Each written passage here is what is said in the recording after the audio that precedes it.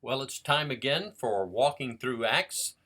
This is episode 35, and it is located in Acts chapter 21, and we will begin reading in verse 26 in just a moment. Acts 21, verse 26. The Apostle Paul and others are on the tail end of his um, third missionary journey. That's recorded, that is, by Luke. There may be more, but those are the ones recorded by Luke in this book called, in short, Acts, or Acts of the Apostles. And we left off last time with Paul's approach, if you will, to Jerusalem, his approaching Jerusalem, heading there, being forewarned or told in advance by God that there would be trials or difficulties awaiting him there. But he wasn't going to shrink back from going just because it might be troublesome for him, if it was the Lord's will to go, and that also would include encountering difficulties, so be it. And he was heading that way. Of course, a lot of other folks didn't want to see him go, knowing it could be walking into trouble. But that was God's will, and God's will is what Paul, is going to try to uphold.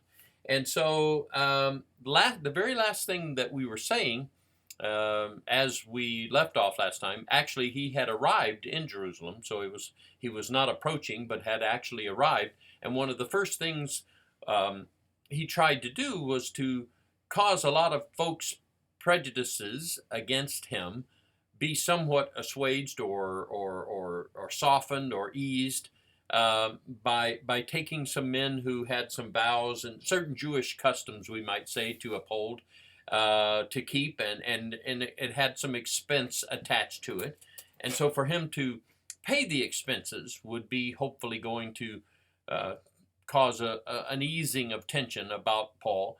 Things had circulated about him, somewhat based on truth, but maybe stretched or exaggerated a little bit beyond reality, but nonetheless, a lot of tension over his work among a lot of the Gentiles, and his not compelling folks to be circumcised if they were going to be Christians, and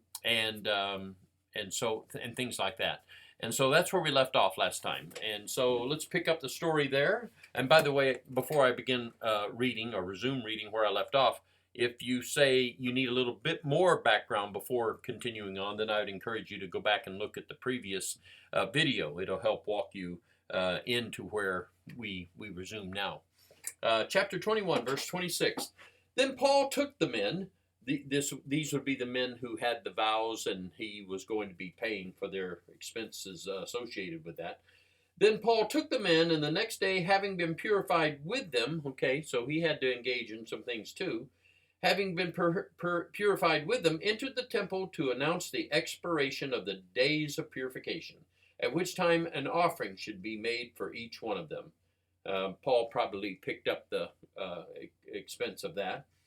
Now, when the 7 days were almost ended, the Jews from Asia, seeing him in the temple, stirred up the whole crowd and laid hands on him, crying out, "Men of Israel, help! This is the man who teaches all men everywhere against the people, the law, and this place. And furthermore, he also brought Greeks into the temple and has defiled this holy place." For they had previously seen Trophimus the Ephesian with him in the city, whom they supposed that Paul had brought into the temple. And all the city was disturbed, and the people ran together, seized Paul, and dragged him out of the temple, and immediately the doors were shut. Now, as they were seeking to kill him, news came to the commander of the garrison that all Jerusalem was in an uproar. He immediately took soldiers and centurions and ran down to them. And when they saw the commander and the soldiers, they stopped beating Paul. Then the commander came near and took him and commanded him to be bound with 2 chains, and he asked who he was and what he had done. And some of the multitude cried one thing and some another. So when he could not ascertain the truth because of the tumult, he commanded him to be taken into the barracks. When he reached the stairs, he had to be carried by the soldiers because of the violence of the mob. For the multitude of the people followed him, or followed after, crying out, "Away with him!" There's a little bit more of the story, but I'll pause there just for a moment to say this. A couple things, maybe. Does it not remind you a little bit of Jesus and how he was arrested and dealt with? It does me. And the people crying out, in Jesus's case, it was crucify him, crucify him, And a lot of people can get stirred up with emotion in situations like this, and it goes beyond reason what takes place. Anyway, going back to the very beginning of where I began reading today, notice how people began to put wrongly two and two together, meaning they said this and that and the other based on something they had seen or heard, and well, it was wrong. It was wrongly gathered or concluded, and people to this day can still do that kind of thing. They see some such and such, and they then assume this must be the reason, or this is what is where you go with that, and maybe it is, maybe it isn't. We human beings are like that a lot. And so the effort made, and this is the last thing I'll say before reading more. In fact, when I read more, you will see the story just keeps going. This is then how the effort made to be doing something expedient, trying to ease tension, trying to, I'd say in my own way of putting it, bend over backwards to accommodate, backfires. And that can still happen too, meaning you can go the extra mile, you can bend over backwards, you can extend an olive leaf, whatever your favorite expression. A lot of those are based on the scriptures, by the way, those kind of figures of speech. But anyway, you do those kind of things doesn't guarantee that people will respond in a way that you would like and hope. Doesn't mean you shouldn't try, but I'm just saying it's not a guarantee that if you try to settle down some of the tensions that people have by meeting them halfway. I don't mean compromising truth. I don't mean engaging in anything that would be a violation of conscience, but where you can become halfway meeting people, you should. And effort should be made to try to, as best you can, live peaceably with everybody. That doesn't guarantee that it'll happen. Okay, continuing on, verse 37. This is chapter 21, verse 37. Then as Paul was about to be led into the barracks, he said to the commander, "May I speak to you?" He replied, "Can you speak Greek? Are you not the Egyptian who some time ago stirred up a rebellion and led the 4,000 assassins out into the wilderness?" But Paul said, "I'm a Jew from Tarsus in Cilicia, a citizen of no mean city, and I implore you, permit me to speak to the people." So when he had given him permission, Paul stood on the stairs and motioned with his hand to the people, and when there was a great silence, he spoke to them in the Hebrew language, saying, and of course we're left hanging there because of the chapter division, but it goes right on, saying, and then verse 1 of chapter 22, we'll pick up with that in just a moment. Here again, we see how people can be off track in their presuppositions or thoughts, their prejudices, their thinking going into a situation. In this case, he thought he was the Egyptian fella. I almost laugh when I read that because I know how untrue it is, but off track he is. Aren't you that Egyptian guy? No. Who led 4,000 people off? No, that's not me. Anyway. Oh, one more thing, and notice that when he heard him speak, he spoke in Greek. Paul was a Jew, but that didn't mean he didn't know foreign languages. He was a Roman citizen. He knew Greek for sure because he spoke in it here, it would appear. And then when he hears him speak, "Oh, you know Greek?" Yeah, I know Greek. That's me talking. Yeah, I know Greek. Oh, I thought you were such and such and such and such, that kind of thing. Now, I'm a Jewish fella. So when he's given permission to speak to the crowd, now, I can't quite figure, and I don't mean to say I have to figure it, but I can't quite figure why everybody settled down to listen to him. They're so bent on killing him, beating him, killing him. We already read about that. We know that's where they're headed. Why would they be quiet and listen to him? We don't want to hear you talk. I could imagine that, but they did. It says that a great silence. In fact, it's what Luke says. When there was a great silence, he spoke to them. And now he switches to speaking in Hebrew. Now, another language most likely he knew was Aramaic as well. We know he used an Aramaic term in his writing, and so I'm going to guess the everyday kind of language of many of the Jews, Aramaic. Jesus spoke in that as well. He probably knew. But then he knew the higher language, you might call it, if you want to refer to it that way, higher, Hebrew of the Jews. And, of course, he knew Greek, as I already mentioned. He probably even, I'm guessing, he may have known Latin or, one or two other languages. But anyway. Okay. I don't think we need to say much more on that except to listen to what Paul says. Brethren and fathers, hear my defense before you now. This is Paul speaking from the stairs. Brethren and fathers, hear my defense before you now. And when they heard that he spoke to them in the Hebrew language, they kept all the more silent. Maybe it's because of respect. I don't know. Then he said, I am indeed a Jew, born in Tarsus of Cilicia, brought up in this city at the feet of Gamaliel, taught according to the strictness of our fathers' law, and was zealous toward God as you are all today. I persecuted this way, to the death, binding and delivering into prisons both men and women. As also the high priest bears me witness, and all the council of the elders, from whom I also received letters to the brethren, and went to Damascus to bring in chains even those who were there to Jerusalem to be punished. Now it happened, as I journeyed and came near Damascus, at about noon, suddenly a great light from heaven shone around me, and I fell to the ground and heard a voice saying to me, Saul, Saul, why are you persecuting me? So I answered, Who are you, Lord? And he said to me, I'm Jesus of Nazareth, whom you're persecuting. And those who were with me indeed saw the light and were afraid, but they did not hear the voice of him who spoke to me. So I said, What shall I do, Lord? And the Lord said to me, Arise and go into Damascus, and there you'll be told things which are appointed for you to do.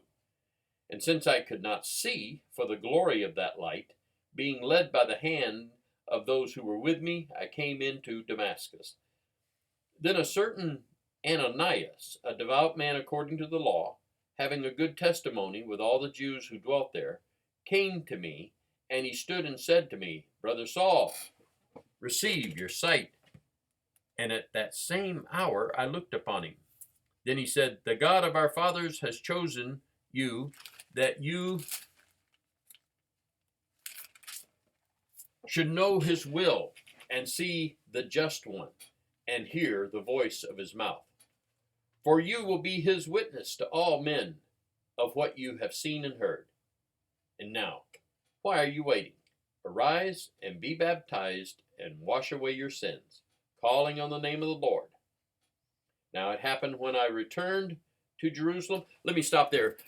He's still talking, of course, and telling them how he was converted to Christ. But let me just pause. Notice that he first of all indicates in his history, you might say, he could relate. So it doesn't have to be. In some cases, maybe you're unable to relate. But if you can relate, it helps. And he relates to them. I know what you people are thinking. I know how you're thinking. I know where you're coming from, because I too likewise would have been and was at one time similar minded. And then he talks about how not that it just happened, but that it happened on an occasion when he was heading to Damascus to bring people like Christians back, or not like Christian, but Christians like he himself now is, back to be punished, to Jerusalem to be punished. That was his mission, if you will, that this happened.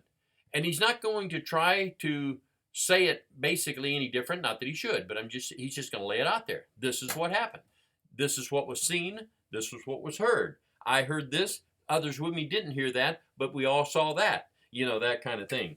And It was a great light, of course, that shone right around noon, the brightest time of the day. No matter how cloudy it is, that's the brighter time of the day normally. Well, brighter than the sun, brighter than the light that would naturally shine at that time, was this great light. And speaking to him, of course, is Jesus of Nazareth. At least he, Paul, in telling the story now, recounting, says that that's how he was identified, that I'm Jesus. Well, Jesus had been killed. Yeah, but he's obviously alive, and he's speaking from the sky. He's speaking from heaven, and telling him, you're going to be my witness. You're going to be one who preaches for me. I'd put that in my own words. Now you go to on into the city, into Damascus. It'll be told you what you need to do. So I can't. He basically, not basically, he does say that I could not see because of the light, and so others led me by the hand. I'm blind.